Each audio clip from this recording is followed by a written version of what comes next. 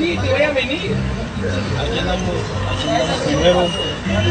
me peg. I kicked them out. Funny shit.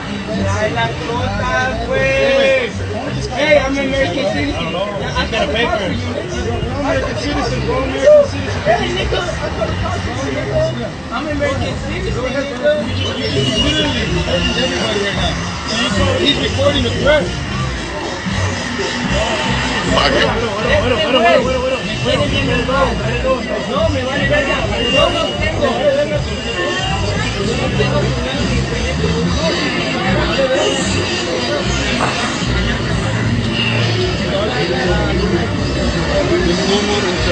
Ya, güey, trato ya que no es. Trato ya, güey.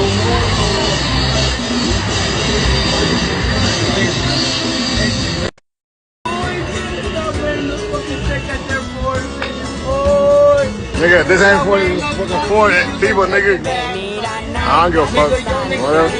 I don't give a fuck. I don't give a fuck. I don't give a fuck. I don't give a fuck. Andamos con el Guero MP. Fucking up in Houston, way. Fucking up in Houston, way. Guero MP fucking up. Oh, Guero, just chill, bro. Just chill, Guero. Come on, bro. No me respetas a la verga, güey. No me respetas a la verga, caíste a la verga, güey. I'm the chillest person here, okay? All you have to do is just pay your tab and go home. Alright guys, so I promised you that part 2 of the story time. So pretty much what happened with Guero, he was there Friday night at Ojos Locos. He was pretty cool the whole night, and but towards the end of the night, around maybe 1, he started chopping it up with the hostess in the front.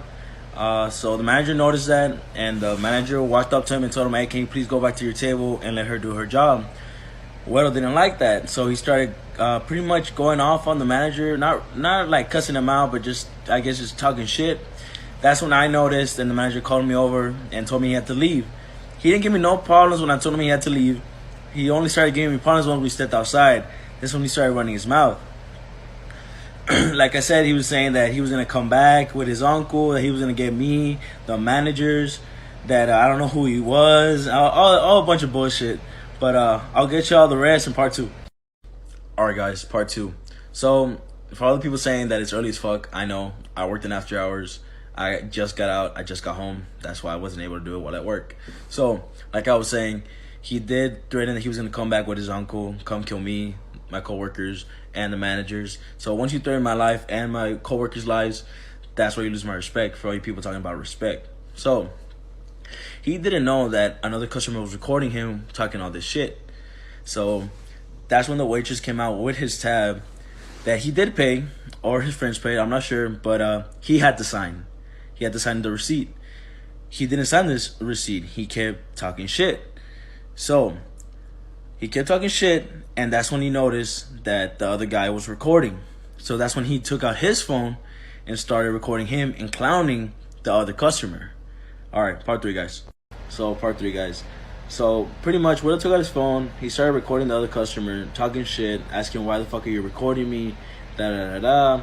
And the other customer just said, because I can, and it's for my safety and their safety. So I appreciated that. But since he was talking shit, he also threatened his life and his kids' lives, which is pretty fucked up. So Guero couldn't really get a reaction out of him. So they were going back and forth. So I got in the middle to prevent a fight, you know, doing my job. He put his phone in his pocket, and that's when he swung. He swung over my shoulder, hitting the guy in his jaw, I believe. I wasn't sure. I didn't see why, because it was behind me. So when he swung, I moved. Why? Because I thought it was going towards me. So when he swung, he came towards me. So when he came towards me, that's when I grabbed him and I threw him on the ground. Alright guys, part 4. Like I was saying, Guero swung, hit the guy behind me. I slammed him on the ground. I tried to put my handcuffs on him, but he kept squirming around. So in this situation, squirming around, resisting, that's when we threatened to tase him. After we threatened to tase him, that's when he calmed down, and we were able to put our handcuffs on him. My taser is one of my last resorts. I always try to talk things out, de-escalate anything, because it's easier and nobody gets hurt. But in Guero's situation, talking wasn't a resort at all. So that's why I resorted to the taser. and I already went hands on. So that was one of pretty much my last option with him. So he kept talking shit after he was in handcuffs. So I thought it was fucking hilarious. So that's why I made my first video where, you know, I was tapping his head. You know, I didn't smack him. Why don't people saying I smacked him? I just tapped his head. Alright guys, I'm going to sum up everything in this video because I'm trying to go to sleep. So after we handcuffed him, we sat him down. He kept talking shit. The other guy wanted to press charges because he did hit him. We called HPD. He kept talking shit. Yeah, call the cops, call the cops. They're not going to do shit to me because you guys don't know what being famous is, da-da-da-da.